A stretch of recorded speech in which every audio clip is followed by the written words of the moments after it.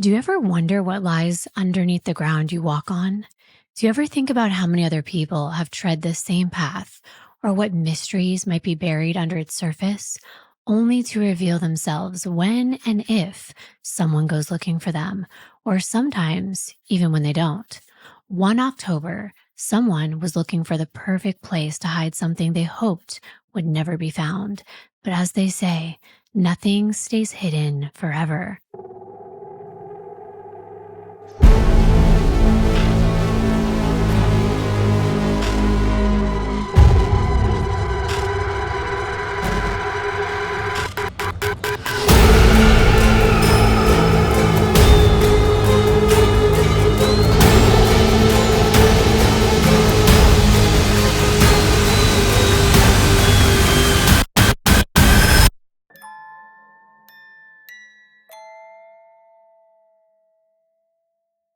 Hi, everyone. Welcome to episode 36 of the Darklivity podcast. I'm your ghoul, Kimbyr.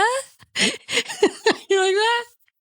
And I'm here with I don't have a good one today, my husband, my partner in crime, Jonathan. Hi, Darklivity. It's the dark downward slope into the degradation of the human mind and the consequences that such darkness brings to light. I use all of my creative juices on the whole, ghoul, Kimbyr. So sorry I didn't have a clever intro for you this time. I did want to say thank you all so much for all your support on our merchandise. I'm getting around to all of the thank you videos. I've probably done about 40, and I am getting to the ones that I still have in queue. So if you're waiting for one, don't worry. You will be getting yours soon, and thank you for the support. We're excited to announce that we actually have a sponsor for today's special Halloween video, and they're like a treat, but better. They're Groons. And if you've never heard of them or seen them before, they are these delicious little gummies in the shape of cute little bears that offer a tasty, easy, and convenient way to get your daily comprehensive nutrition in just 8 gummies that you will enjoy. Yum. This isn't a multivitamin, a greens gummy, or a probiotic. It's all of those things and then some at a fraction of the price. And it tastes great, which is why I personally started taking Groons. I'd seen other people loving them. And I have to admit, and you know this, babe, I am not the best when it comes to eating perfectly and getting all of my vitamins and minerals. Plus, I hate to admit it, but I cannot swallow pills. And I'm also quite picky when it comes to taste. So Groons were a perfect solution for me. And of course, I wanted to share them with my husband because I care about his health as well. I tried them and I liked them right away, and I'm always looking for a supplement that isn't a chore to take every day, and Groons are so easy that I actually look forward to taking them. So why don't you tell them more about why there's 8 gummies in a pack like a snack? There are 8 gummies included within each of these daily snack packs because you can't fit the amount of nutrients that Groons offers into just one gummy. Generic multivitamins only contain around 7 to 8 vitamins, but Groons have over 20 vitamins and minerals and over 60 whole food ingredients. Yum. Plus, there's no artificial colors or flavors, but they're still really tasty. They taste like a fruit snack. They're also vegan, nut-free, gluten-free, dairy-free, and there's only 3 grams of added sugar per serving, or you can even get the sugar-free option. When Kimber said vegan, I wanted to point out that the gummies are not gelatin-based, so there's no animal protein in them. Instead, they are a pectin-based, a fiber found in plants. And also some very exciting news. Groons actually just rebranded, so if you've seen them before and you don't recognize this new package, the formula is exactly the same, except the new bright packaging is fun on the outside as their tasty gummy bears are on the inside. So here's some more reasons to try Groons. They are more bioavailable because they're in gummy form instead of a tablet, meaning the ability of Groons to be absorbed and used by the body is greater, which will help you achieve your target nutrient levels. And compared to other supplement formats, Groons gummies are more absorbable at similar concentrations. So your body utilizes Groons better so you can enjoy gummy bears and enjoy better health. Exactly. When you take pills and powders, you're actually paying for expensive pee. That's funny, but it's actually true. The more you pee, the more vitamins you release from your body, and drinking more water with your supplements actually decreases their effectiveness. That's why I skip the drinks, the green powders and pills that I can't swallow, and I enjoy concentrated nutrition with Groons Green Gummies. Groons also contain 6 times the gut health ingredients compared to the leading greens powders. They contain biotin, and niacinamide, which result in thicker hair, nails, and skin health. And they contain mushrooms, which can lower the chance of brain fog and help you function better. You know that I definitely need that. I've got mommy brain. And also, don't forget, they have vitamin C, which reduces immunity draining and stress-inducing free radicals. That's important with the cold season coming up soon. So just try greens today and get up to 40% off. Just click the link in our description box below. And thank you so much to Groons for sponsoring today's video. And to commemorate the 1-year anniversary of our channel, we're creating a Halloween-themed piece of merchandise, and it'll be available very soon. Also, don't forget, if you do want to meet us in person, you can look below. We will be at CrimeCon coming up. So I'm going to leave all that information in the description box as well. But let's get into the video for today. Before we talk about how the story ended, I want to talk about how it began. Christie Lynn Wilson was born on the 10th of January in 1978 in Santa Clara County, California, to her parents Dennis and Debbie Wilson. She was the baby of the family at birth, and sadly, she was destined to remain the youngest. By the way, our very last case was also in Santa Clara County. I noticed that. Christie had an older sister, Stacy, who was 2 years old when Christie was born. Their parents eventually got a divorce, and her mother, Debbie, remarried a San Jose detective, Sergeant Patrick Boyd, or Pat, as they called him. He had a son and daughter of his own, so the blended family came together. The children were all around the same age, and they lived in San Jose, California. Even though Pat was not biologically related to Christie or her sister, he treated them like they were his own daughters. He was always protective of them, and his experience in law enforcement gave him a very unique perspective on keeping his family safe. He raised the girls to be strong and independent. When they were young, he enrolled them into kickboxing classes so they could learn self-defense in case they ever got into a very dangerous situation. Both Christie and her sister Stacy loved the classes, and they even continued to take them all the way through adulthood. Christie was particularly skilled with fighting, and she could also be very aggressive when she was attacked. But being good at things wasn't anything new in Christie's life, because growing up, she excelled at anything she put her mind to. Her mom described her as driven, organized, and goal-oriented. She was a really great athlete as well, and Pat coached her in basketball and soccer, and Christie also did gymnastics. She kept a very busy schedule with her demanding sports meets and practices, but none of that seemed to impact her academically. She still maintained to achieve very good grades as well. Christie wasn't just impressive for what she achieved, she had a huge heart and a kind soul. She seemed to get along with just about everyone, but her family always had a special place in her life. She was one of those people who could find the good in anyone. If someone hurt her, she'd be quick to forgive them, believing that people aren't born bad, they just make mistakes sometimes. Her closest friend was Tiffany DeVries. The two of them did everything together and called each other soul sisters. No matter what, Christie always had a way of making Tiffany laugh. We actually found some home videos of Christie that we're going to show you, and you can see her goofy side come through. She and Tiffany would dance, and they would laugh, and they would have so much fun together. Tiffany could be having the worst day, and Christie always knew how to make her feel better. I feel like you're that person in my life. And you're that person in mine. Thank you. And I feel like everyone needs someone like that. But Tiffany and Christie were always there for one another, and they said no matter what changed in their lives, their friendship would always remain strong. After high school, Christie went off to Chico State, where she studied production operations management. It didn't take long after graduation for her to land a job in the tech industry. She had a sharp, analytical mind and a real knack for numbers. Math was totally her thing.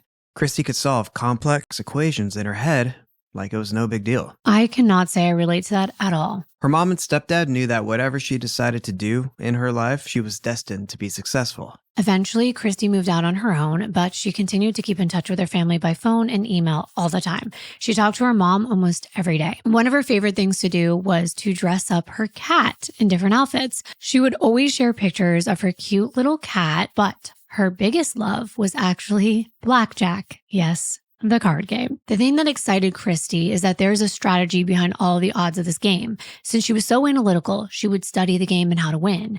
I've only played it once, and I have no patience, none at all. My attention span for card games is literally zero, especially in a casino with all the noises and the flashing lights. Actually worked in a casino, story for another day, and lived in a casino. Worked and lived in a casino hotel.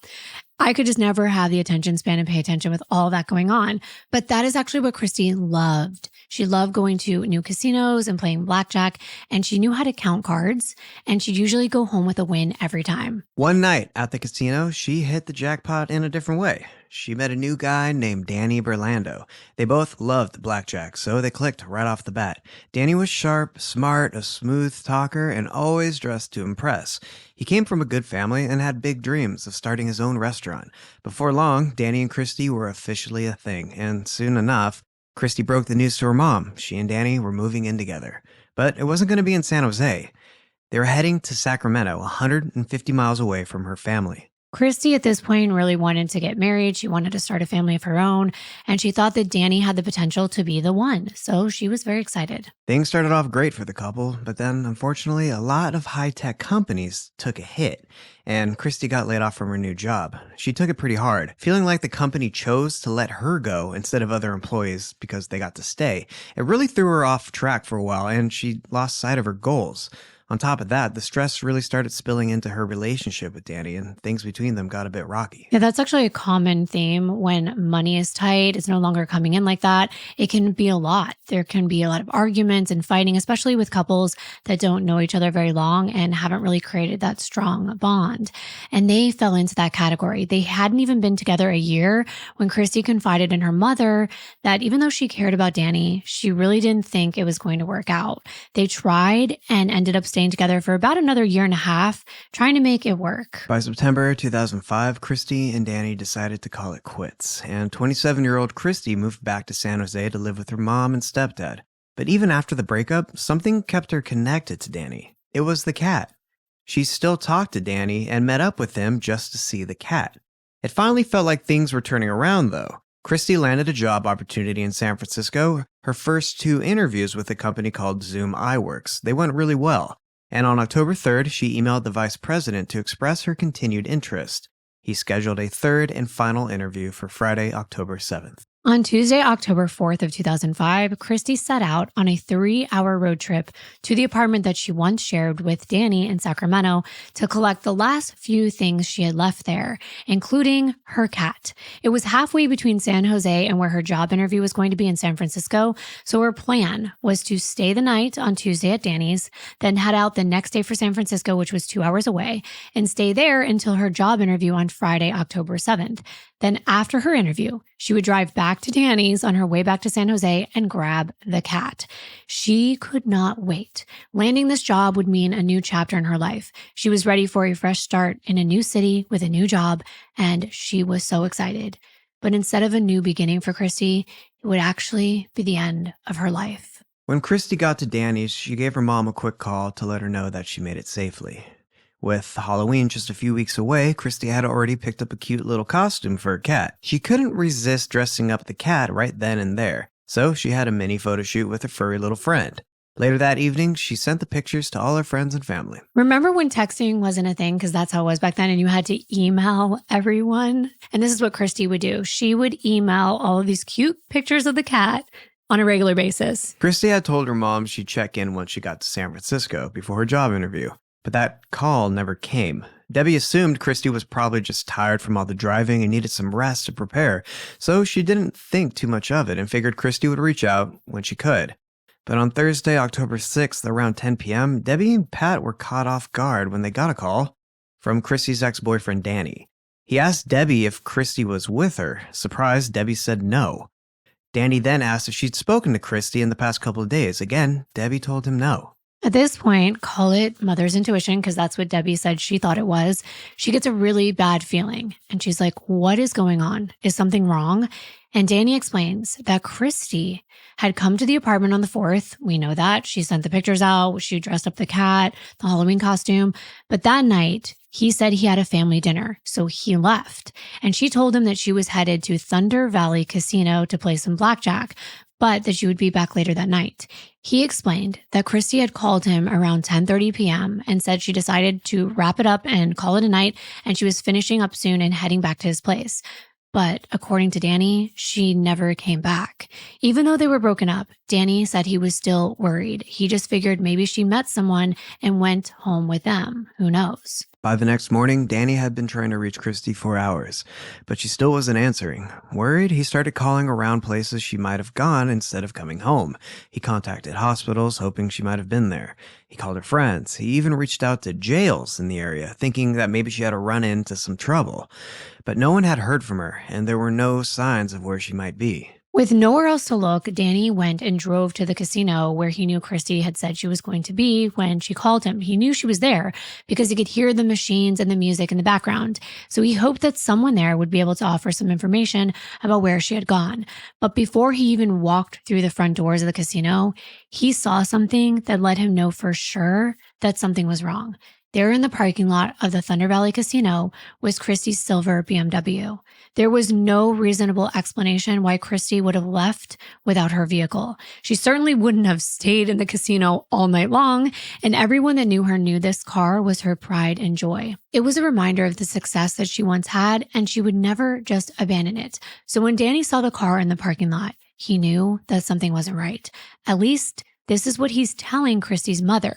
He said that he had the casino page her, but she never showed up. Pat, overhearing Danny's conversation with Debbie, couldn't understand why it had taken Danny so long to inform them that Christie was missing, or why he hadn't contacted the police sooner. With his background in law enforcement, Pat urged Danny to call 911 and report her missing immediately.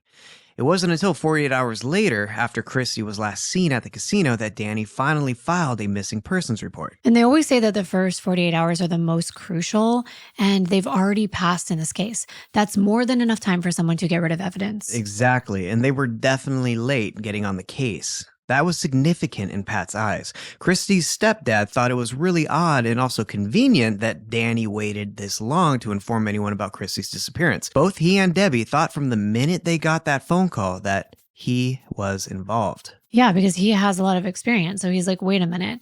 If you thought someone was missing, why didn't you call right away? And they had a lot of reasons for putting Danny at the top of the list. And all of you are smart as any detective. I can tell you that from the comments. You could be real life investigators. You've got skills. You probably already saying out loud to the screen that the most dangerous time in a relationship for women, usually for women, could be for men as well, is when they try to leave, when they're moving on, when they want to have a better life without their ex. And you would be right. It's the most dangerous time for domestic issues, and it wouldn't be the first time for this couple. Debbie and Pat really did not like Danny. First, it was the constant arguing, and then things had escalated and gotten physical between Christie and Danny. Pat said that he wanted to wring Danny's neck, his words, for putting his hands on his stepdaughter. Now, they weren't privy to everything in the couple's relationship, but the fact that Danny had been aggressive with Christie in the past gave them a really bad feeling. After Danny finally reported Christie missing, officers headed to the Thunder Valley Casino, where the on-site security guard escorted them to her car. Peering through the windows, they noticed none of Christie's belongings inside, and nothing seemed out of the ordinary about the vehicle. Knowing they had to be thorough, the officers braced themselves for the worst, and they pried open the trunk. It popped open with a soft click, and they looked inside, only to find that it was completely empty. I am sure that never gets easy, and their heart's probably like pounding. It would be both a relief that she's not there, but it also means that they have to keep searching for her now. And luckily, they are in the right place because casinos, of all places, are known for having over-the-top video surveillance systems to combat cheating and to keep track of every single transaction on the floor. They know this casino was bound to have footage of Christie if she had actually stepped foot inside this establishment. Detective Don Merchant was the lead on the case, and the first thing that struck him as odd is something we already talked about, the delay in reporting Christie missing, but also how far this particular casino was from Danny's apartment. It was about 30 miles away in Lincoln, California. There are plenty of other casinos way closer that are easier to get to than this one out in the middle of nowhere. So had Danny driven Christie's car out there to throw off the investigation? If not, why did Christie choose to go all the way out there? I mean, it was only a 30-minute drive, but still. One reason Christie might have gone to Thunder Valley Casino is that it's one of the larger, more modern casinos in the area. For anyone hoping to hit a massive progressive jackpot, bigger casinos like this tend to have better odds and more opportunities, making it an attractive choice for players. That makes sense. If you're going to spend time there trying to win, then why not a bigger jackpot? Detective Murchison gets escorted to the security headquarters inside the casino, where they pull up the feed of over 700 cameras on a massive wall of screens. Oh my God. The casino security assured the police that if Christie had been there, she'd definitely be caught on camera. There just weren't many places to hide at Thunder Valley. The downside, though, is that with so many cameras, there are thousands of hours of footage to go through. They also mentioned they wouldn't even be able to hand over the tapes to the police until the following day. That's right, because it is 2005. I keep forgetting they can't just download it. They have to actually put it on tapes, give those tapes to the police, and then the police has to go through all the different tapes. Right. One thing I don't think people understand, or maybe you do, is that if you have a tape and you want to transfer it to the other tape, you have to press play, and that tape just plays, and that's how you record it. Since the footage had to be pulled directly from the casino system, it was a waiting game for the police. In the meantime, investigators knew they had to dig deeper, starting with figuring out who Christie really was and what her habits were like. They decided to reach out to Debbie and Pat, who already had a prime suspect in mind. Can you guess who? Danny. That's right. The investigators soon learned that Christie and Danny's relationship was rocky to say the least. Christie's parents told them that the two of them had been on and off for the past couple of years, with the parents' disapproval of Danny often causing tension between them. On top of that, money was always an issue. Neither of them could seem to hold down a job, and while Christie was at least able to collect unemployment, Danny didn't have that safety net, leading to frequent arguments about finances. Then there was gambling. Christie's family and friends knew she had a thing for blackjack and spent a lot of time at casinos. Ironically, Danny and Christie had first met at a casino, and their shared love for gambling only grew as their relationship progressed. But with neither of them in a stable financial position, the losses began to take a toll, creating even more tension between them. Pat explained that the couple argued constantly. Earlier that year, during one of their many fights, police had even been called, meaning there should have been a record of it. But also Pat mentioned that Debbie had seen bruises on Christie at least a couple times when she came home to visit, raising some serious concerns about the relationship. Debbie was beside herself. She was thinking, where could Christie be? What happened? This cannot be happening. And she was just praying that they would find her safe and thinking that Danny had finally taken things too far, but hoping that that did not happen.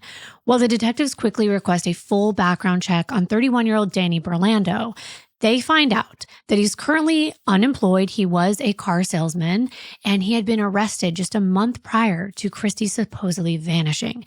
And you may be wondering why. Well, back in March, Danny and Christie were fighting so loud that their neighbor called the police. And when they got to the scene, both of them had cuts, scrapes, and bruises all over their bodies. The cops could not tell which one of them was the aggressor, so Christie and Danny were both arrested. Christie knew self-defense. Remember, she was really good at fighting. We told you that. And she was the type to fight back and stand up for herself. But since they couldn't determine whether she was standing up for herself and defending herself, since they both had injuries, Danny actually had scratch marks across his torso and his neck. That's why they were both arrested for DV, but neither one of them were ever prosecuted, probably because they both dropped the charges against one another. Given the context, it was no wonder that investigators wanted to take an extra close look at Danny. So they show up at his front door to his apartment where the couple once lived together. This was the Toscaro apartment homes at 4408 Truxell Road, unit number 18 in Sacramento. Danny seemed fully cooperative with the investigation, even letting officers search the entire apartment. There were no signs of a struggle, but something just felt off. All of Christie's belongings were still there: her clothes, toiletries, personal items, even medications she regularly took. It didn't look like she had packed up and left on her own. What this meant was that she intended to come back to that apartment, as we know. That was the plan. Just spend one night with Danny before heading to San Francisco. Danny continued to cooperate fully, allowing investigators to search his car and computer and even giving them access to his bank and cell phone records. While they started sifting through all the data, Danny agreed to come down to the station for a 2-hour recorded interview. The only thing that raised any red flags during the search was a stun gun found in his vehicle. That was definitely concerning. It's a weapon that could incapacitate someone, meaning it could have been used on Christie. As the interview with Danny was underway, officers began combing through his phone records. And what they found in his call log was pretty troubling. It was very concerning. He had called Christie over 78 times since Tuesday night, over and over again, like an obsessive ex-boyfriend would. Well, one would say maybe he was worried. Yes, he could have been worried, but it kind of seems excessive. And investigators wonder if maybe her not answering him that night set him off. Recall, they met at a casino. So there is a chance that she met someone new at a casino that night, and it could have triggered him. And then maybe she decided to spend the night with someone else, and she came home the next morning to get her things, and he killed her, and then he staged her car back at the casino. Hey, anything is possible. Well, it's exactly what they thought could have happened. And that's why they can't wait to get the CCTV footage back from the casino, because it would also prove whether Danny's story was true. Did he really go inside looking for her, go to her car, or he could have faked all of that? But what they really need to find is Christie on video to see what her movements were that night. Meanwhile, they pull records from Christie's phone company. They're still waiting on any tracking information, but they do find a voice message that Danny left for her. And there were a lot of red flags in it. First of all, it's not left until 24 hours after Danny says he last spoke to her. A conversation that no one will ever be able to listen to and know exactly what was said. Did she tell him she wasn't coming back that night? Who knows? But his message said something like this, and we're going to play it for you too because we do have it. But he says something like, "It's now been 24 hours since I talked to you last, and I'm worried sick about you. Please call me back if you're okay, and call me if you're not okay. Call me. Let me know what's going on. And there's a part of me that thinks you're not," meaning he thinks she's not okay. So let's just have you listen to it. At 10:15 on Wednesday. It's now been 24 hours since I talked to you last, and I'm worried sick about you. There's a part of me that thinks that you're not okay. Please call me. If you're okay, call me. If you're not okay, call me. Let me know what's going on. I think we can all see some of the red flags. First of all, how he explains to her, "It's now been 24 hours since I talked to you last." That's weird. It's like he's setting up an alibi. It's almost like he's saying this so that maybe police would be listening to it and not Christie. Then he says, "I'm worried sick about you." Right. And I mean, yes, he could be, but this is her ex-boyfriend. So is he really worried? She doesn't live there anymore. She's just staying there one night. So again, he could be leaving this message after the fact. Then there's the last part, and it's kind of eerie. He's like, "Call me if you're okay.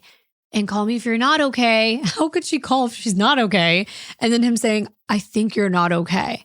Well, investigators think this sounds way too staged, and so does Christie's stepdad, Pat. The first batch of CCTV footage investigators received was from the casino's exterior parking lot cameras, covering the evening of October 4th around 6:30 p.m.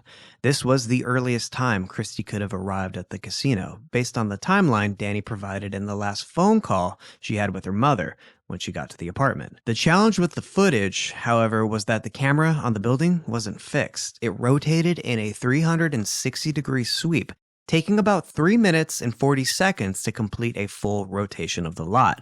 This meant there were gaps where anything happening outside the camera's view could go unnoticed, making it harder to be certain if Christie arrived or not. That really sucks. That means you won't capture an entire scene of something because it's always going to be moving. And like, what if someone's just coming in and then it turns and then that whole 3 minutes and 40 until you get back to that same spot? Well, just wait. Investigators were hopeful the footage would at least capture Christie's car entering the lot. Even if it didn't, they already knew where her car was parked and could use that information to estimate roughly when it arrived and possibly even who was driving it. Because if the rotating camera missed her arrival, they could still backtrack from the parking spot and piece together a timeline. Right, and that's exactly what happened. They don't see it coming in, but they know where it's parked and they look for when it appeared there. And it was at 6:46 p.m. on October 4th. So they know approximately when it arrived into the lot, but they didn't catch it driving in or who was driving it. But if Danny truly was out with his family for dinner that night and 30 miles away at the time, then Christie did come here on her own. Right, but what if she came back the next morning after being with someone else? And that's when he snapped. Right, and then he could have driven her car back to where it was parked in. That's kind of the theory that the police were going with. They also see a woman walking away from Christie's silver BMW, and it appears to look like Christie, even though this footage is not great. But luckily, there's a fixed video camera above the entrance to the casino. So they switch to that tape that includes that footage, and they wait for the woman to walk in so they could determine if it really is Christie. But she's so far away. There's just really no way they can tell. I mean, the most I could gauge right here is that it was a woman, and it looked like she was possibly wearing jeans and carrying a purse. Yeah, it's great they decided to install outside cameras, but the footage will only be as good as the camera quality. The indoor cameras are better, and they were able to switch to a lobby camera with slightly better quality. We're showing you that angle now. See, there's the same woman, but from a clearer perspective. If I knew a person, okay, and I saw just this, I would be able to tell you who it was by the way that they walk, the gait, the rhythm. You would know. Of course, and they were able to show this to her family, who confirmed that it's Christie, walking into the casino alone at 6:47 p.m. on Tuesday, October 4th. Now they can start building out the timeline, but they're still waiting on more of the casino's interior CCTV footage. So they decided to go to the exterior camera footage from that night to see if they can spot Christie leaving. The problem is they don't exactly know when she left, so they have to go through the footage hour by hour from 6:47 p.m., watching that rotating camera closely to see if anything comes up. That is so tedious, but it's the only lead that they have. They know she went inside, so when did she come out? Well, they scrub and scrub the footage, and there's no sign of Christie ever going to her car. That's probably because the camera was rotating when she walked out, or maybe she never made it out of the casino alive. This is not just a casino. It's also a hotel, it's a resort. So what if she went up to someone's room and something happened there? There were so many questions.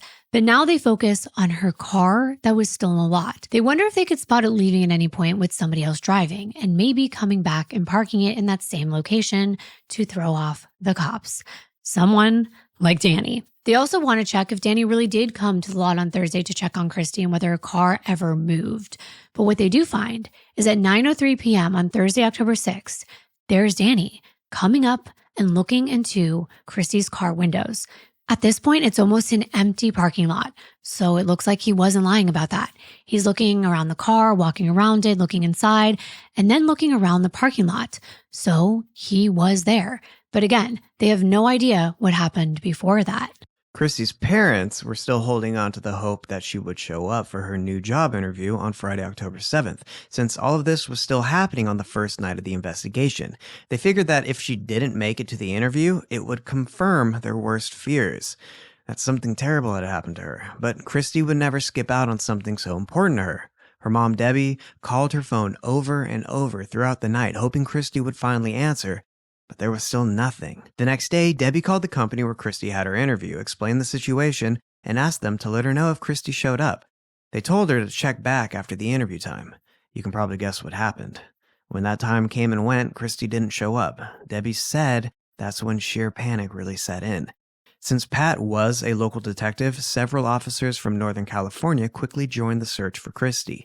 It started small with local searches, but it would soon turn into a massive operation covering hundreds of miles, and we'll explain why in a bit.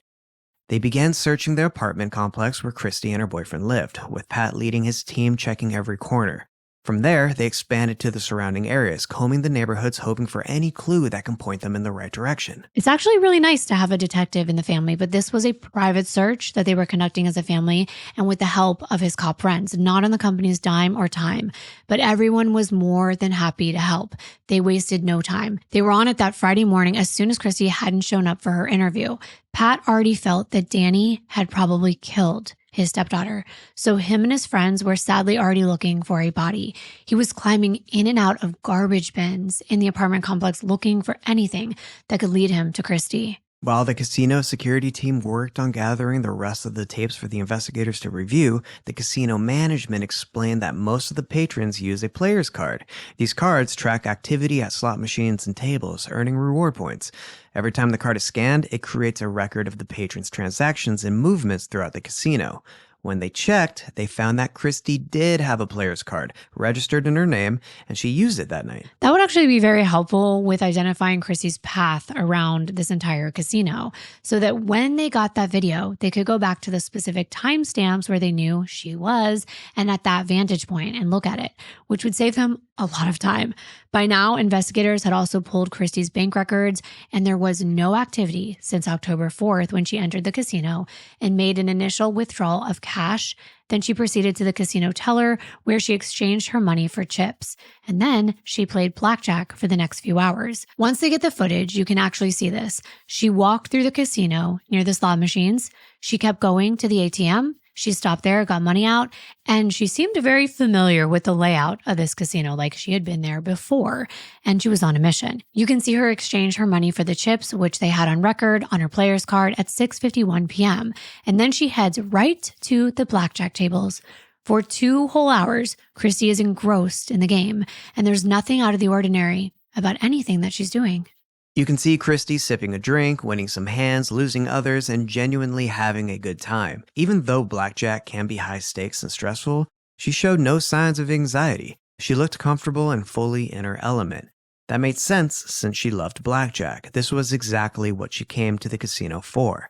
By 8:55 p.m., there's a really clear video of Christie walking directly toward one of the cameras. Still, nothing seemed unusual. No one was following her. And even though she had a few drinks, she wasn't off balance or impaired in any way.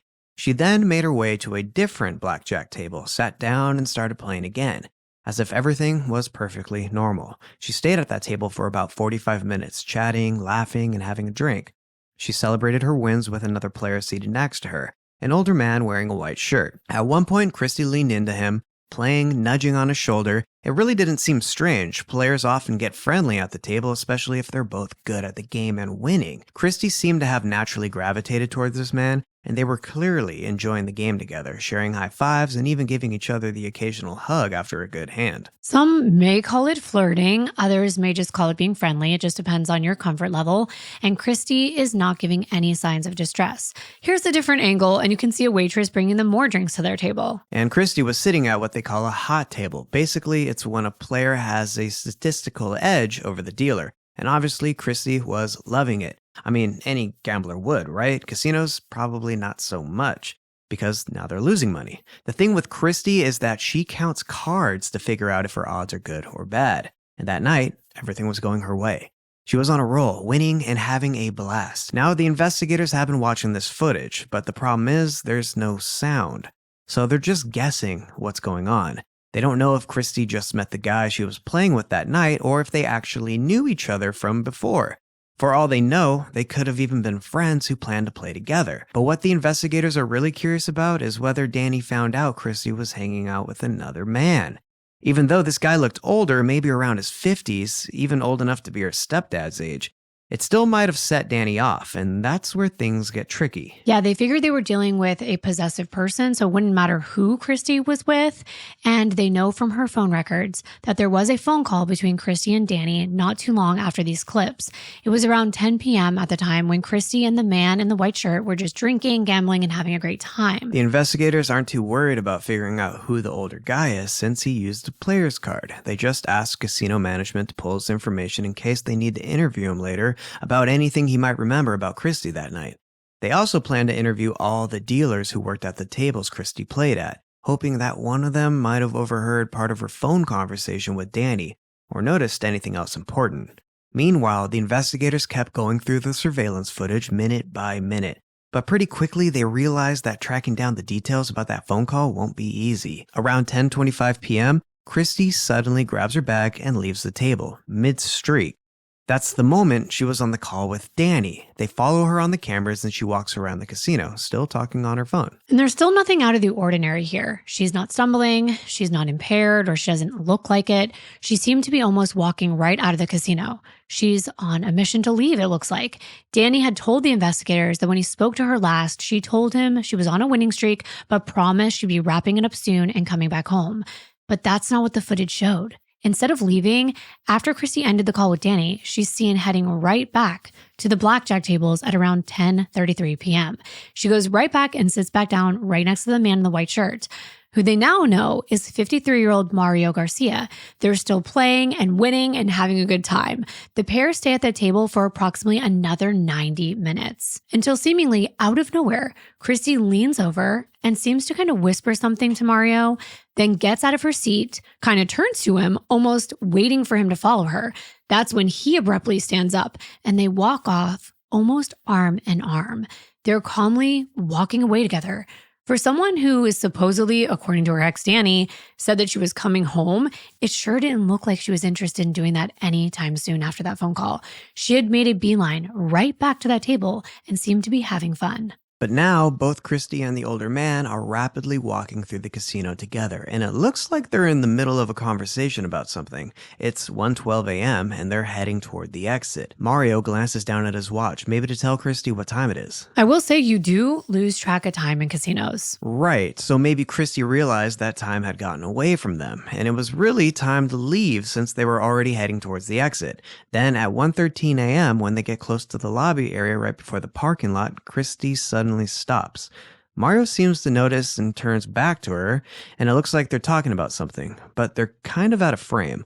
About 12 seconds later, they walk off together towards the parking lot. I'm going to pause this right here if you are watching. She almost appears, I'm going to say passionately explaining something, like she's kind of urgently, or that there's something going on, even almost like upset. See how her hand is up like that? And Mario is kind of guiding her out with his hand on her back. Exactly, and there might be some context to that moment.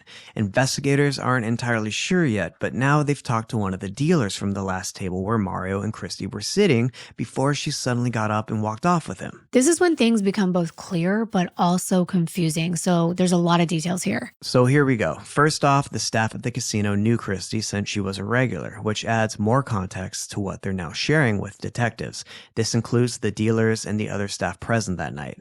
According to them, around 9:30 p.m., Christie sat down at the blackjack table 36, where she and Mario stayed for about 3.5 hours.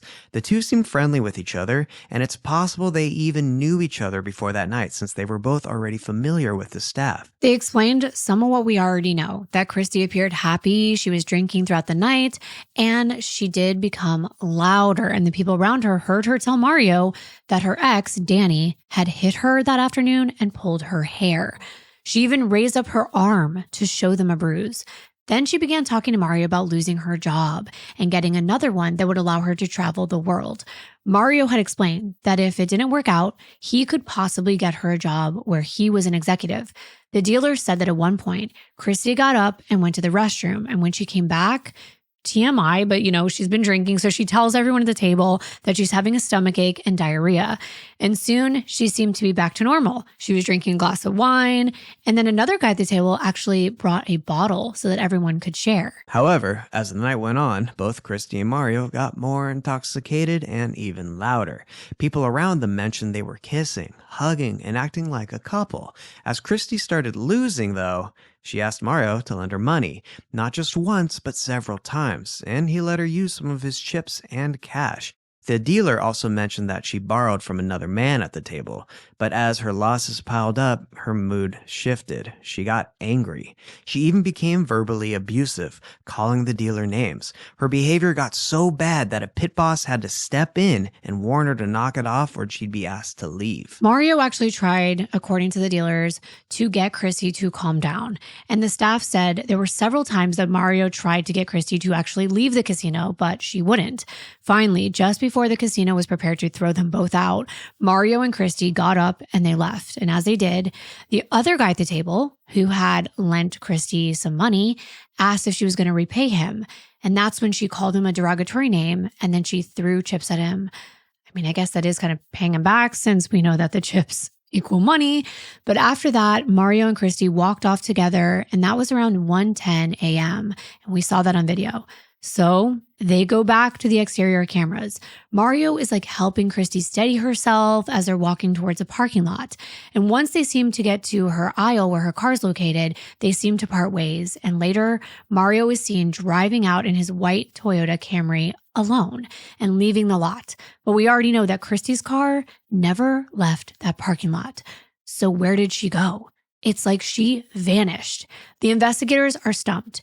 They're starting to call this black area of the parking lot where Christie vanished into the black hole because they can't see anything on camera. It's just all black. They tried and tried to look at the parking lot from all different angles as it rotated, but still there was no sign of Christie anywhere or where she disappeared to. By the next morning, a massive search was underway. The area around the casino is huge, just miles of fields, rivers, and marshes. It's the kind of place where someone could easily hide a body. Christie's stepdad is convinced she was abducted from the parking lot that night, maybe by someone who had been watching her while she gambled and drank inside, waiting for the right moment to strike in the darkness. Pat knows that if that's what happened, the person probably dumped her remains nearby, so the search teams are spreading out across the area. And we're not trying to be insensitive by saying things like this. This is what Pat was explaining as a law enforcement officer. I know sometimes it can seem insensitive, like, dumping grounds or where they dispose of remains, but clearly, that is what happens in these cases. And this area is insane. And that's why he said that. This casino is in the middle of nowhere. There's land all the way around, but especially to the west. It just goes on and on forever, just acres and acres of land. It's actually kind of scary looking at it. They searched relentlessly on ATVs, trucks, dirt bikes, and on foot, covering every paved road, every dirt road, and even scouring every river and stream for any sign of Christie or her belongings. Even Christie's older sister, Stacy, joined the search, heartbroken as she tried to imagine where Christie could be. She admitted that part of her wanted to know every detail law enforcement could give, but at the same time, she was terrified of learning too much, fearing it would leave her with a haunting image of what her poor sister might have gone through. Yeah, that's true. There is actually a clip of her crying as she's searching through fields.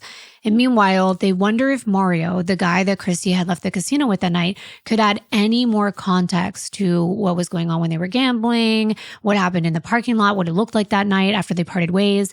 So Sergeant Robert McDonald took the lead on the case at this point. And a few days later, he gets Mario Flavio Garcia's home address.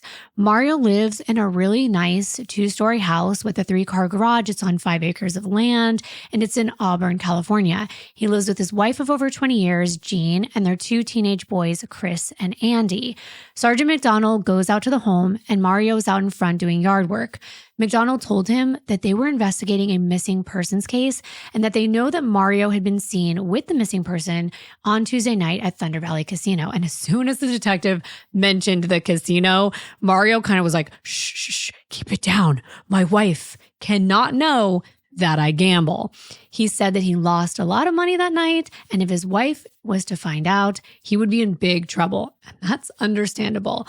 But he said that he was happy to speak with them, and they went somewhere more private, where McDonald showed Mario a picture of Christie Wilson, and immediately Mario said he definitely recognized Christie. He explained that he actually met her that night while they were both playing blackjack. But he made it very clear that they were just acquaintances, and he was helping Christie keep her composure after she had a bit too much to drink.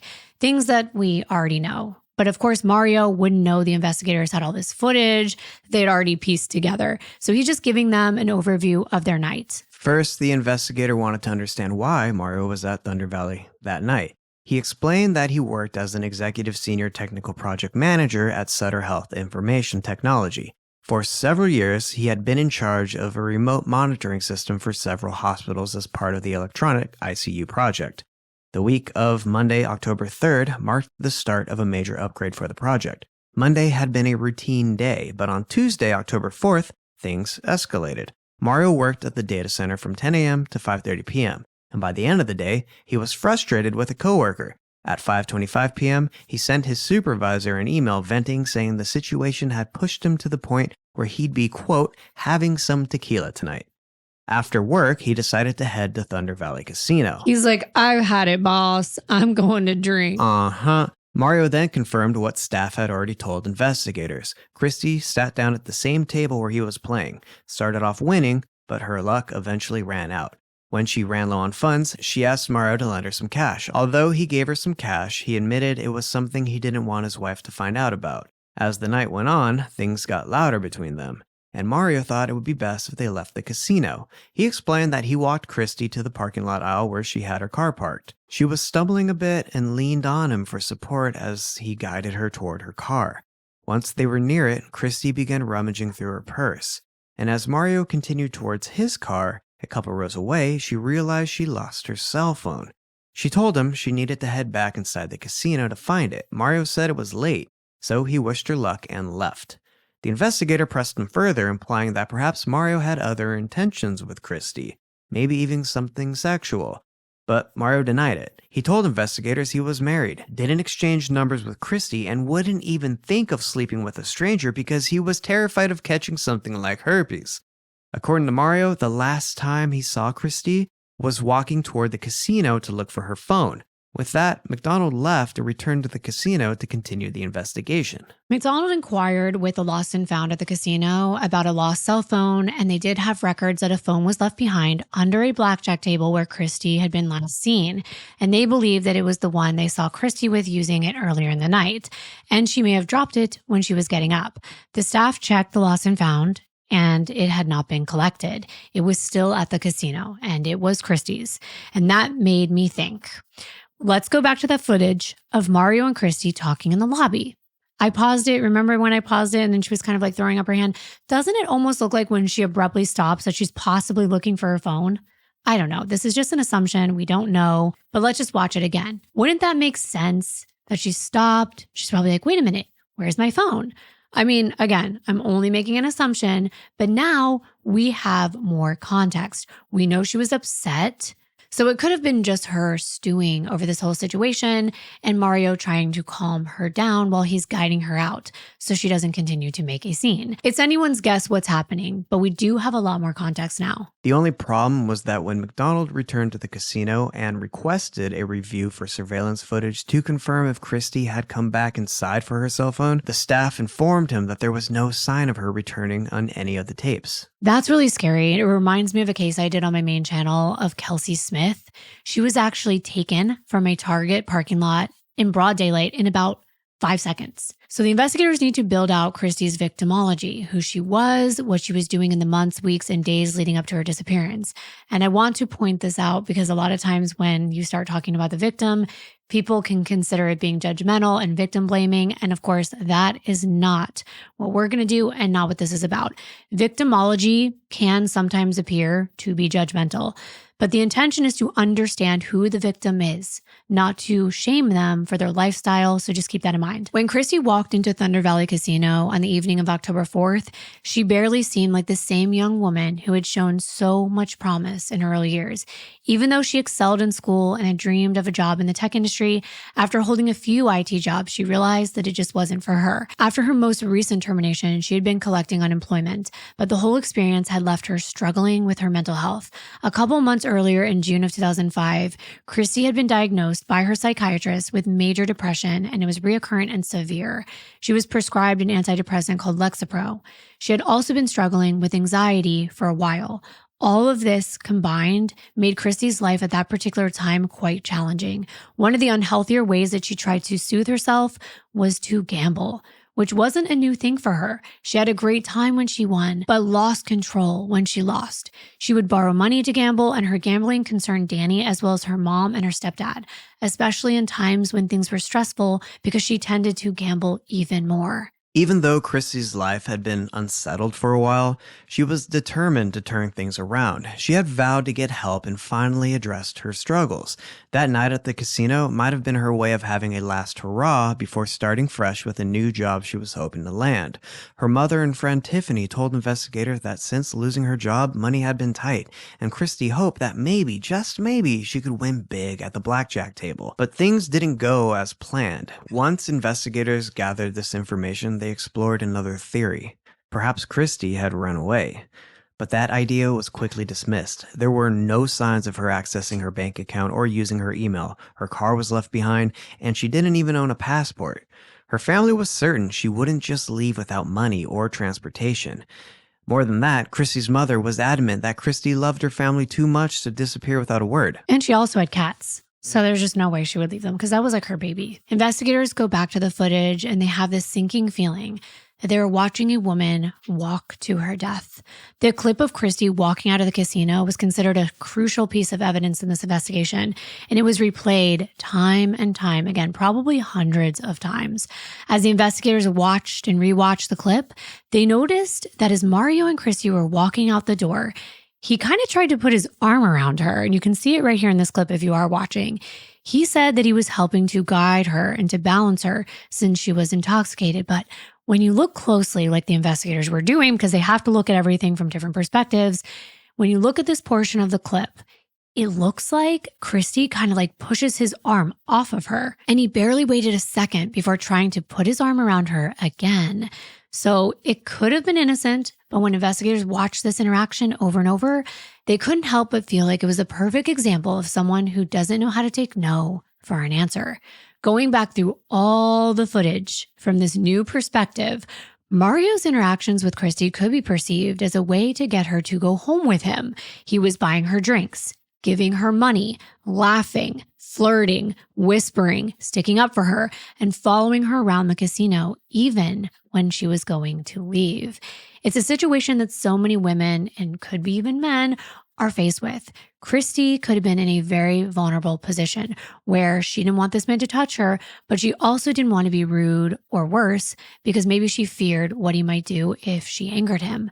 This was the new theory they were looking at, that maybe Mario had done something to her.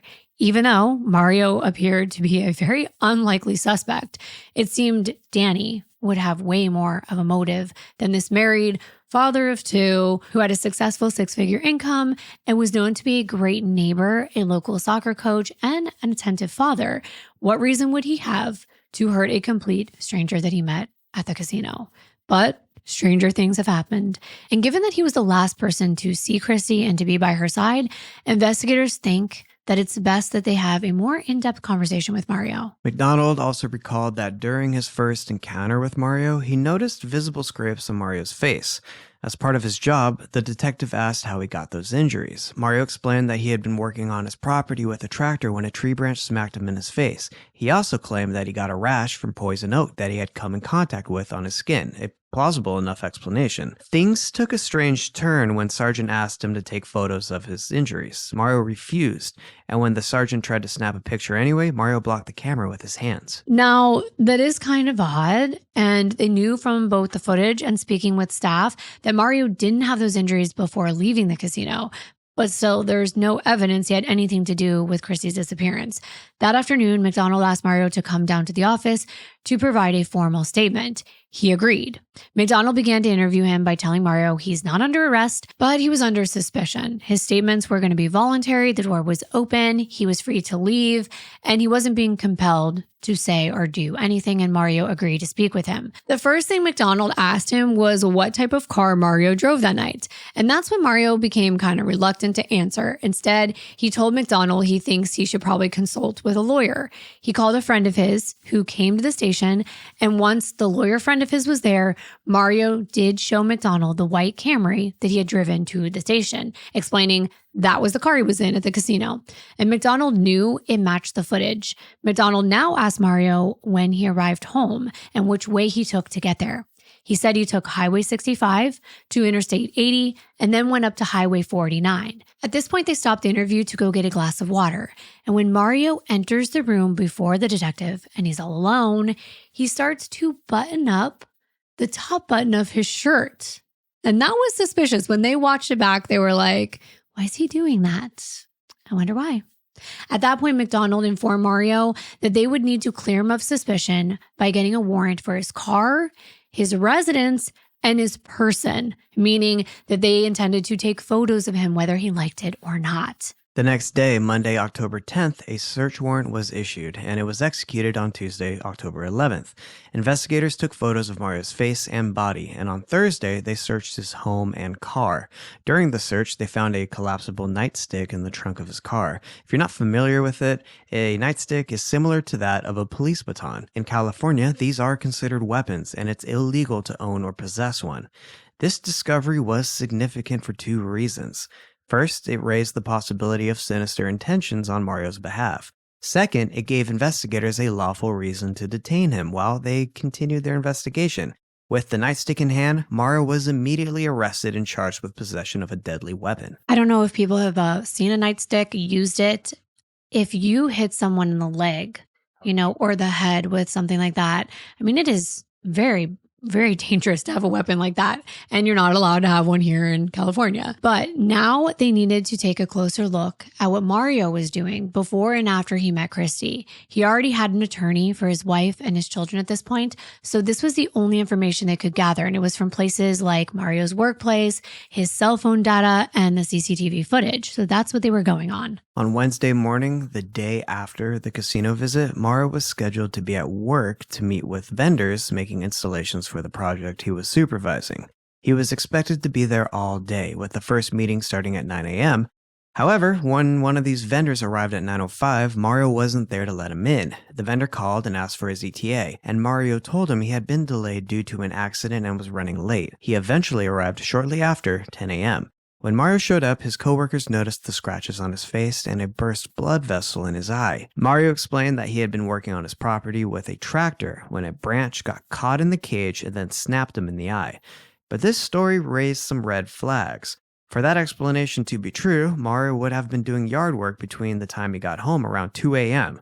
and the vendor's call at 9:05 a.m. That seemed suspicious. Why would he be working out on his land that early in the morning? I mean, who knows? Maybe he was wide awake when he got home from the casino and it's cooler at night and he wanted to get stuff done. I don't know. But it would make sense not being able to see well at night, this branch coming in contact with your face out of nowhere, wouldn't it? Adding to the suspicions, Mario left work at 11:14 a.m. on Wednesday, which was highly unusual for him. He didn't normally leave early, and unlike his usual routine, he didn't even check in with his boss. Then, the next day, Thursday, October 6th, he called in sick.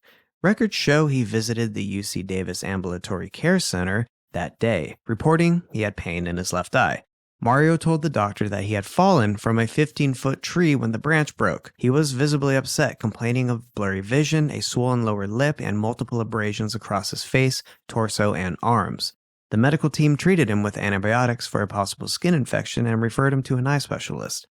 However, in her notes, the nurse explained doubt about Mario's story, stating that his injuries didn't seem consistent from a tree fall. I thought a branch hit him in the face. Now he's fallen from a tree. That same day, Mario saw Dr. Barnes, an optometrist, with his primary complaint being blurred vision. Dr. Barnes observed multiple abrasions on Mario's face, a blood blister in his eye, and a severe infection along the eyelid margin. However, the doctor noted that the blurred vision was likely unrelated to the infection. More concerning was the nature of the eyelid injury. It didn't align with what would typically be caused by contact with a plant. The level of pus formation suggested something more serious. Dr. Barnes determined the infection was likely caused by gram-negative bacteria, which was unusual. Plants are associated with fungi, not bacteria, and when bacteria are present in soil, they are usually gram-positive, not gram-negative. I need you to speak English, please. I don't understand any of this. Well, basically, Mario's eye injury was more consistent with someone either touching the eye with their fingers or scratching it with their fingernails. This type of bacteria found in the infection is commonly present on surfaces we regularly touch. That's interesting. The next day on Friday, Mario worked from home, even though that wasn't pre-approved like it was supposed to be. This just made him look more suspicious, like he was avoiding something or hiding being seen. So they decided to dig deeper. Early Sunday morning, Mario went out and bought a bunch of anti-itch creams and laundry detergent. After that, he met with Detective McDonald. And afterward, guess where he went? Well, since he didn't have a regular garbage service at his place, he made a trip to a landfill to get rid of his trash. Yikes, that actually does seem very suspicious. Maybe it wouldn't be if a woman that he was with wasn't missing now. Seems a little doulos to me. It does. Then on Monday, the 10th, Mario only worked half day and took the rest off. He also went back to the eye doctor, telling the doctor that he felt much better and that the abrasions on his arms were from poison oak. He even sent an email to work explaining that he had poison oak, but the weird part? Nowhere in his medical records was there an official diagnosis of it. This made investigators dig even deeper into everything they gathered, from the search warrant including his electronics. One of the items was a digital camera issued by his company. The memory card had been wiped, but forensic analysts recovered a selfie Mario took that Monday night. The photo showed marks all over his chin, face, forehead, and neck. Why would Mario take a picture like that? That really stumped me because I was like, wait a minute, he didn't want them taking a photo of him. He takes a photo of his face with all these injuries. Maybe he wanted to see how bad the scratches were. Whatever the reason, it's definitely strange. In the middle of a missing persons investigation, he was taking selfies, then deleting them. I was thinking he probably wanted to see what they looked like on camera, because obviously you could look in a mirror and be like, I can't really see that. But then when you take a picture, you'll be like, ooh, that looks bad. Mm-hmm. And if you watch enough true crime, you would know that you usually can't fully delete anything. And if learning to properly eliminate evidence is rule number 1 of committing a crime, then rule number 2 is if you're a possible suspect, you probably don't want to Google anything suspicious.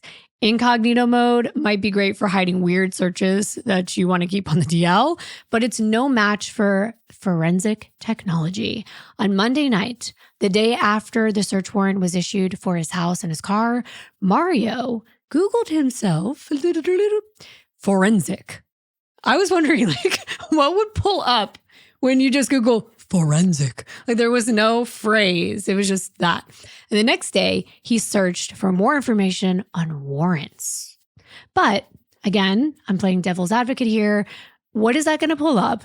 And if you were getting a warrant, like if somebody was getting a warrant on you and you just wanted to know what it entailed and you put in warrants, is that really that suspicious given the context? I don't know. However, the same day, he emailed a request to work remotely once again, claiming that he had personal issues that prevented him from coming to work. But at 5:17, he had to report to his supervisor. And when he did, she noticed welts on his forearm covered with white lotion, and he was growing a beard.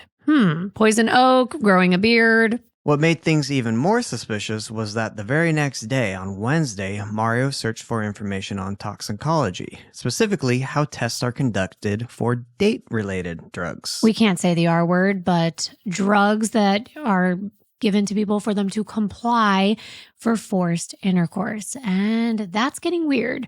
Searching for terms like toxicology and valley, I didn't really understand that part, but he visited a webpage for 23 seconds which discussed rave type drugs and screening for them. The webpage listed a number of rave drugs and indicated that urine was the preferred way for this toxicology panel.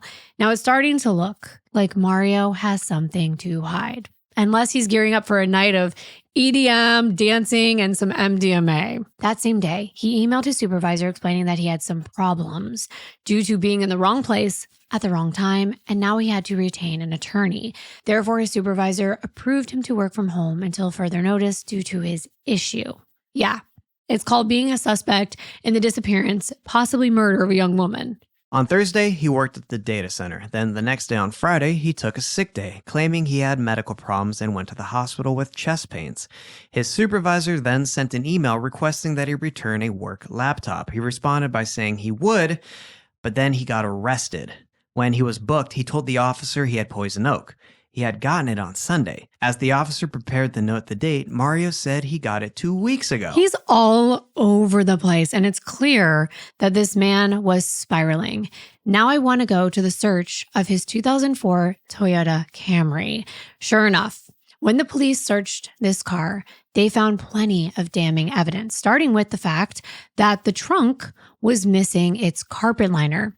He had bought this car used, but investigators were so good at their job, they were able to track down where Mario had purchased the car from, and it went from a person, and then a dealership, and then to him. So there were some, hoops they had to go through. The dealership confirmed that the car was sold to him with a carpet inside the trunk. And a coworker of Mario's also said they had seen that carpet liner in his trunk before, which indicated one thing. Mario had removed it at some point, and I wonder why. Mario had also washed and vacuumed his entire car, and perhaps unsurprisingly, given what we know about Mario, he hadn't done a very thorough job. Outside on the passenger side door, on the handle, forensic technicians found a hair that was kind of stuck in the door handle. And then there was another one in his trunk. And these type of hairs are not the ones that fall off your head accidentally as you go about your day. The roots were still attached, which meant there was some level of force required to remove the strand from the scalp. Those tiny pieces at the root contained DNA, and they were collected for analysis. The search also turned up tiny bloodstains on the underside of the back seat of the vehicle, and those were swabbed for DNA testing. I mean, I am sure that there were other people in this man's car, maybe his wife, his sons, maybe friends. So until all of this was tested, it was just circumstantial. Maybe not the blood, but the hair, yes. But it wasn't enough to prove Mario did anything. What investigators thought added to their theory that Mario was involved was what happened when his white Camry exited the casino. He told investigators he went straight home, remember that? And that would mean he would make a left out of the parking lot towards town. But he didn't make a left. Instead, the footage showed him making a right. And that is where all that land is located. Just acres and acres, as far as the eye can see. That was very suspicious. However, even with all this evidence, there was a couple of questions that had to be answered. First and foremost, where on earth was Christie? If Mario had done something to her, there surely had to be some indication as to where she was. And secondly, what would possess the seemingly family-oriented man with a wife and kids that had a great career hurt someone that he just met? Well, the answer to the latter question can be found if you just take a deeper look at Mario's past. It turns out Mario was hiding a deep, dark secret behind this family man facade. They conducted a background check on him and discovered that he had an offense from back in the late 1970s that stemmed from an altercation with his ex-girlfriend. Enter Wendy Ward. Wendy met Mario in 1978 when the pair lived next door to one another. Once she started chatting with him, she began to think that maybe they could be more than friends. Mario appeared to be caring, warm, and intelligent, everything Wendy could want in a partner. And before long, they were dating, and things were good until they weren't. Wendy found out that Mario had a fierce temper, and it didn't take much to light his fuse. When that happened, he became physically and emotionally toxic. Soon enough, it all became too much for Wendy, and she decided to break up with him. What should have been an amicable end to their very short relationship turned into a night of terror for Wendy. When Mario heard that she was leaving him, he lost it. He grabbed her, and he threw her into his van and drove off. As he drove, he kept his fierce grip around her neck and threatened to kill her if she tried to get away. When they finally stopped, he choked her, forced himself on her, and dragged her into his apartment. Once they were inside, Mario grabbed one of his guns and pressed it against her head. He pulled the trigger, but the gun wasn't loaded. Then he looked at her and said, well, it wasn't loaded this time. It was a clear threat. He was letting her know that her life was in his hands, and she lived or died on his terms. After that, Mario forced himself on her again. When he was done, he got up and walked away.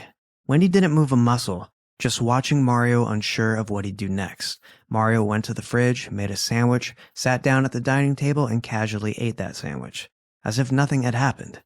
When he finished eating, Mario drove her back to her house. The moment Wendy saw him drive his van away, Wendy headed straight to the hospital and later filed charges against him. It would be nice to think that after committing such a horrible crime, Mario would be locked up and the streets would be safe from an offender like him, but you would be wrong. The case against Mario dragged on for 2 whole years with no progress. Eventually, he was offered a deal. He pled guilty to assault with a deadly weapon, and his sentence was just 18 months of probation for strangulation, death threats, and a forced sex act. Mario walked away without serving a single day in jail.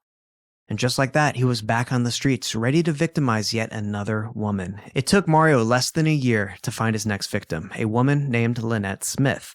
Just like with Wendy, things started off well. He showered her with love and affection, the classic love-bombing, kindness, warmth, and charm.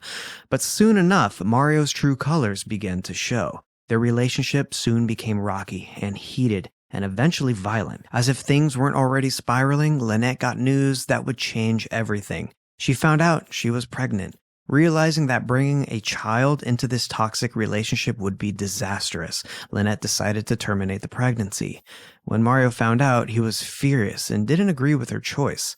Despite the tension between them, on Christmas Day of 1979, Lynette, her mother, and Mario went out to dinner together. It's unclear why they decided to meet. Maybe Mario and Lynette had reconciled, or perhaps she just wanted a peaceful, drama-free holiday. But on that drive home, tragedy struck. Somehow, the car they were in had veered off a bridge and plunged into a body of water. Yeah, I know what everyone's thinking right now. And when Mario was questioned about what happened, he said that when the car went off the pier and into the water, he panicked, but somehow he managed to unbuckle his seatbelt, open the window, and climb out to safety. When the police arrived, Mario was furiously swimming to the shore. And when he got there, he seemed to be incoherent and he wasn't able to answer any questions for a while.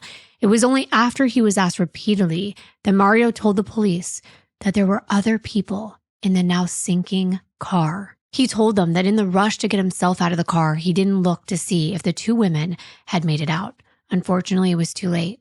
Lynette and her mother, Violet Davis, had both died in this accident. Wow.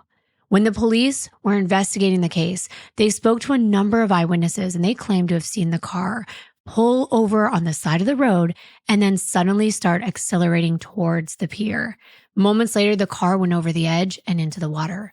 What police could not figure out was if Mario had been the one driving that night. According to him, he had been asleep in the passenger seat when he heard screaming and he woke up. He said the car plunged into the water not long after he came to. Police weren't able to either prove or disprove his story because Violet was found in the backseat of the car and Lynette was found floating in the water weeks later, which means it was impossible to tell whether Lynette or Mario had been driving that night.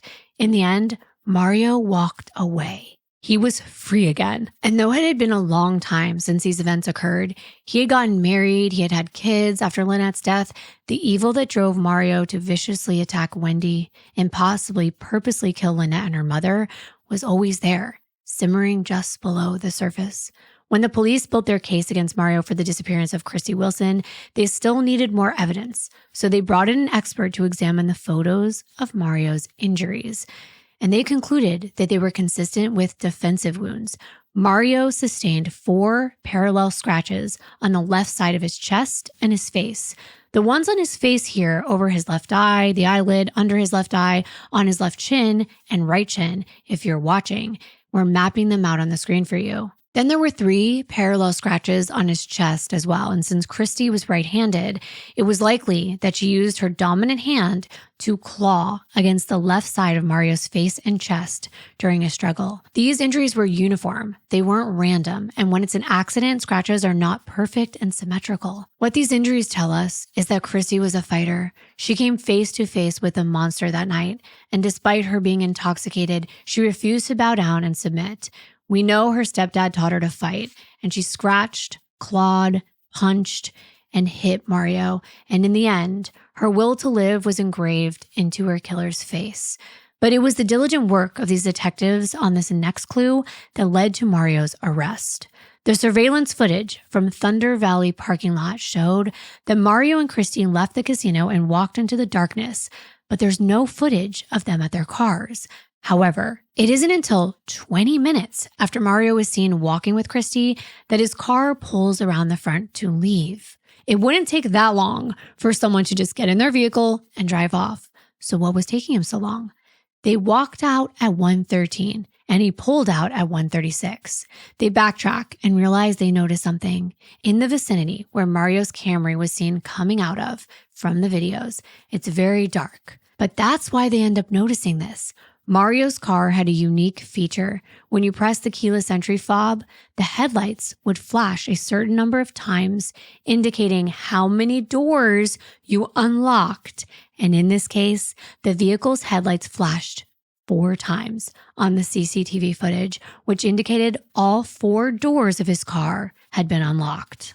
What it seemed like to investigators was that Mario unlocked the back seats of his car, something that he probably normally wouldn't do. Investigators now believe that in this moment, Mario attacked Christie, slamming her head into the front passenger side door, leaving her hair stuck on that handle. At the time, the security camera was on its rotation for 3 minutes and 40 seconds, meaning it missed the attack. After attacking her, Mario likely shoved Christie into the back seat, probably onto the floor, explaining the blood found beneath the seat and why she wasn't visible on the CCTV footage when Mario exited the car. Wow, it's that fast. It's really scary to think about. And they noticed that Mario's phone data showed he made a phone call to his wife at 7:51 a.m. and it pinged off a cell tower to the north of his residence. So he was not at home. And not only that, the DNA results came back.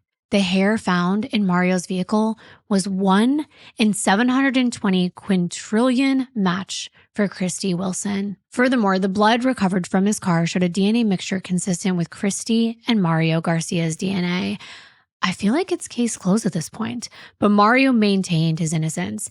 He actually argued that police had planted all that evidence in the car because he was just the last person seen with Christie and he had injuries on himself from that tree branch.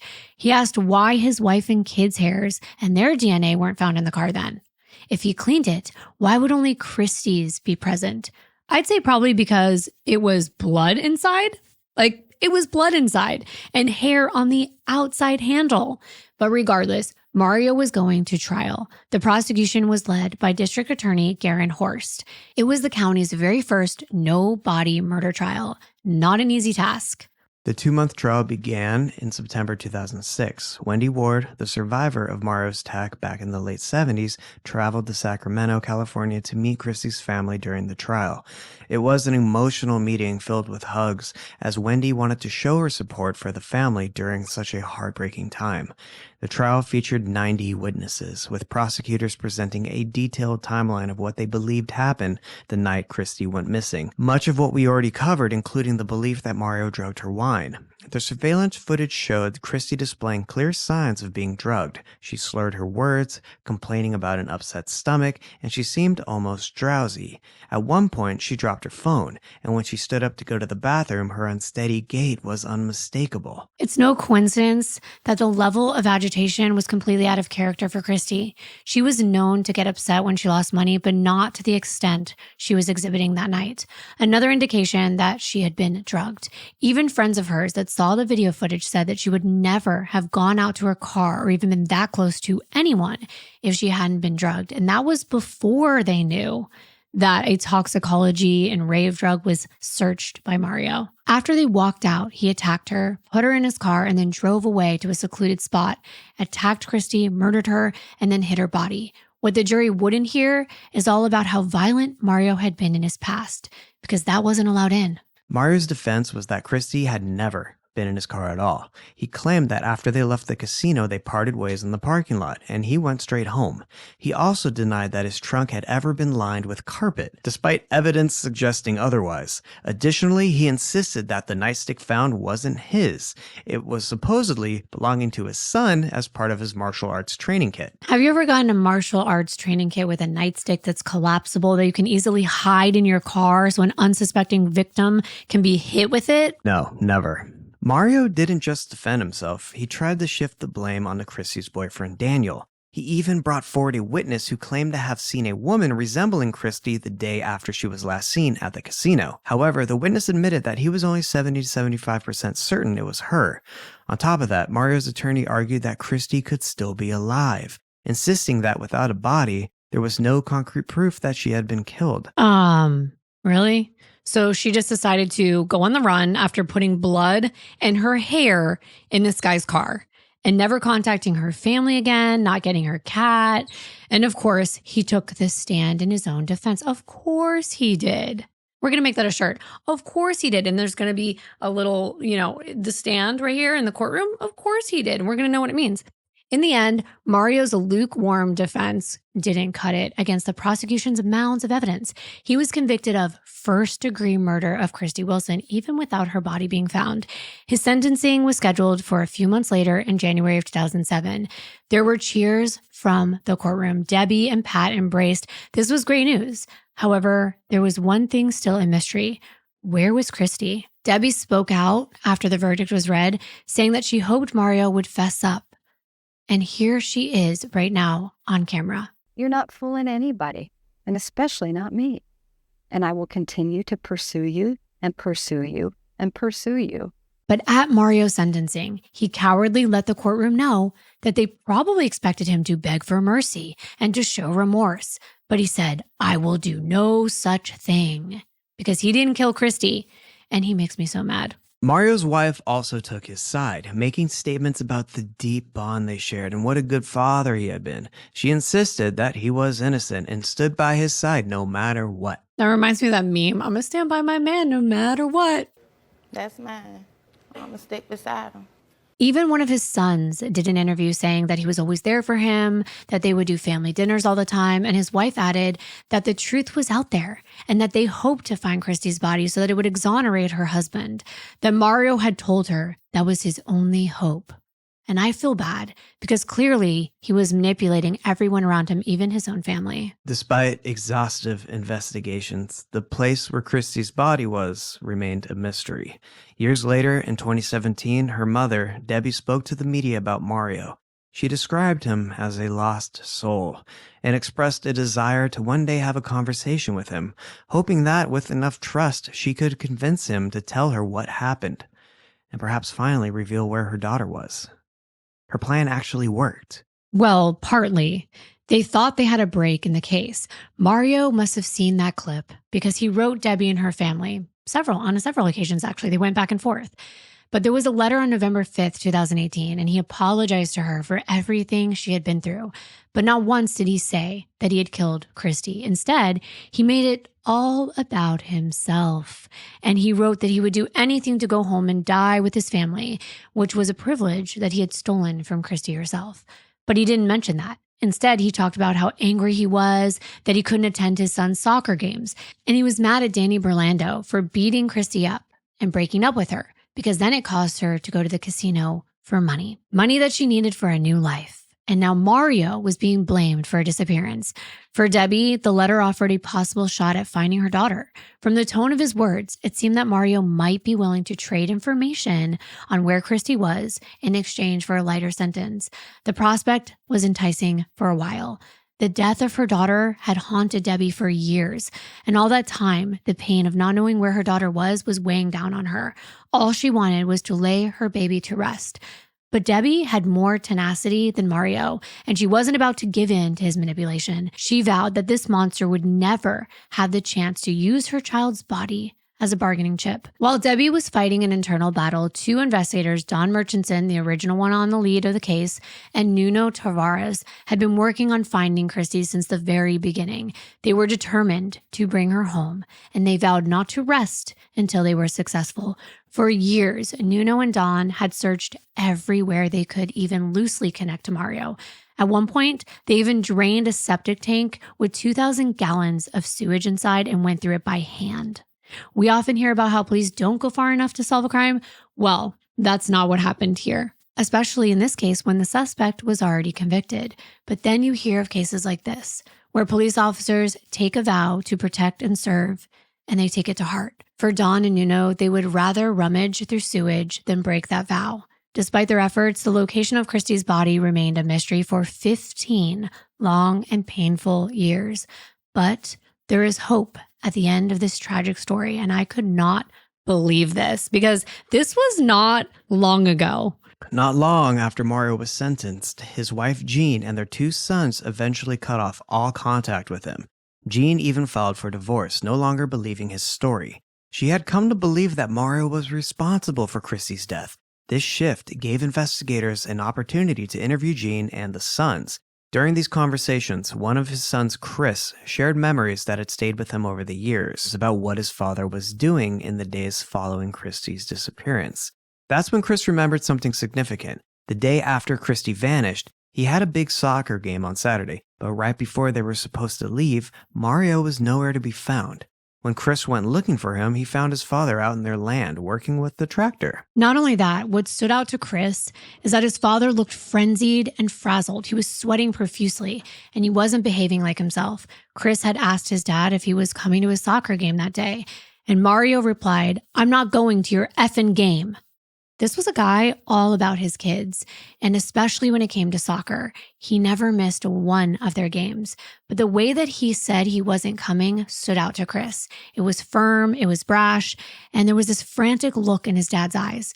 The thing was, after Mario went to prison, the family lost the home that they used to live in. However, the investigators got permission from the new owners to search that land.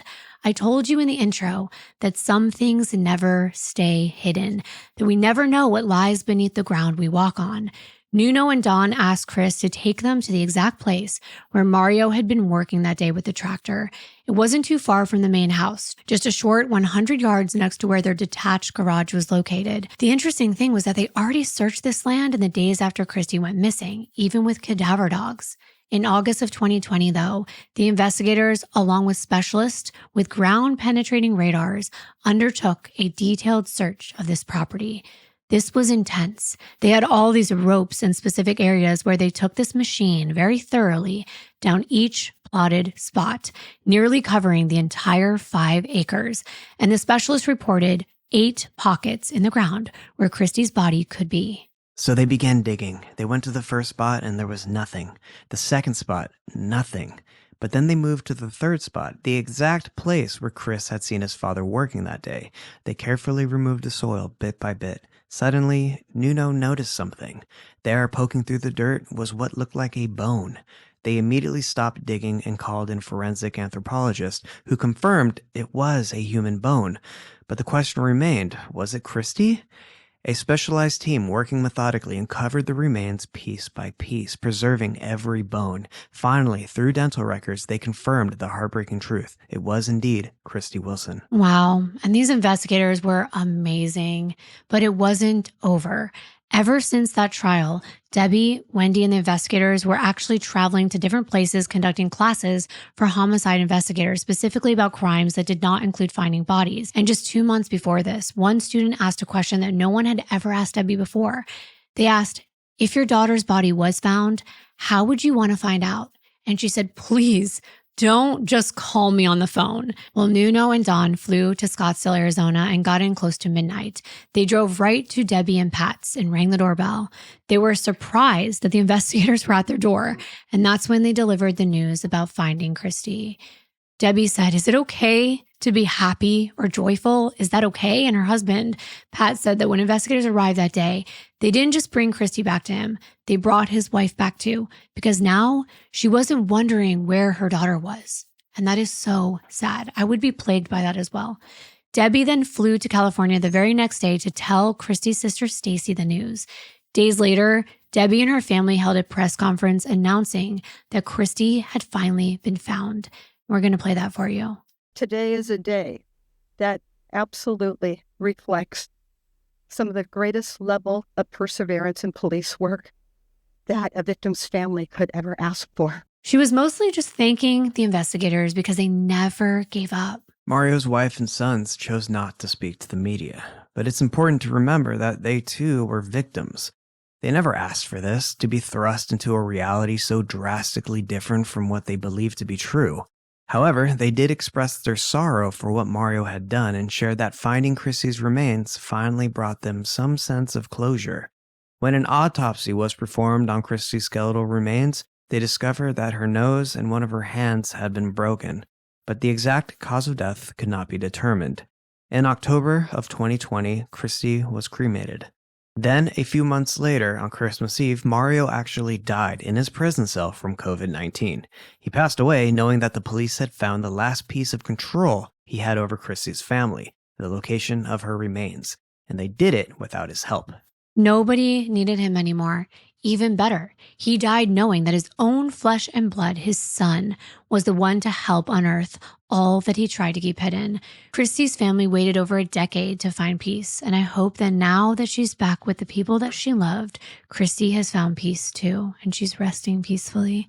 I feel like this is so scary to know that he actually didn't lie when he said he went home. He's like, no, I just went home from the casino. Yeah, he did because he buried her in his backyard. Right. I mean, he lied by omission, right? I know, but I'm saying he didn't lie about going home from the casino. Of course not. And they were on this mission to look in all those other places when it was right under their nose. Right. But the dogs didn't find They said this later, that the dogs didn't find the scent because of the way that he knew how to like cultivate the land properly. And he made it in a way that it was deep. And it was like they had to unearth 25 feet this way, like a huge place of land. It's sort of poetic that COVID-19 ended his life just in time, for finding out where the body is, all the help from the family. And then, okay, we don't need you anymore. I'm weird about that. Like, I think it's spiritual. Like, I don't know. Like, I feel like that's a Christmas present. It happened the day before Christmas. But what better present can you give a family who hasn't had their daughter around for every holiday since? And her mom even said that she had her cremated on the anniversary of her death, like in October. And she went to this pier that she loved. I don't know if they threw her ashes out there, but she went to this pier to like think about Christie because she loved being there. But all in all, this has been one of those cases where in the end, I feel like justice was served because he was in prison, lost his life. They found her. I never feel that justice is enough when you take someone's life and they don't deserve it. It's not, but it was served. The most it can be with our system, right? Like he didn't get away with it, even without a body. Yeah. But of course, all of these stories are always heartbreaking, and we really appreciate you being here with us while we tell you these stories. And thank you so much to Groons for sponsoring today's video. Just try Groons today and get up to 40% off. Just click the link in our description box below. And we hope to see you in our next one. We don't have our middle camera anymore. Bye.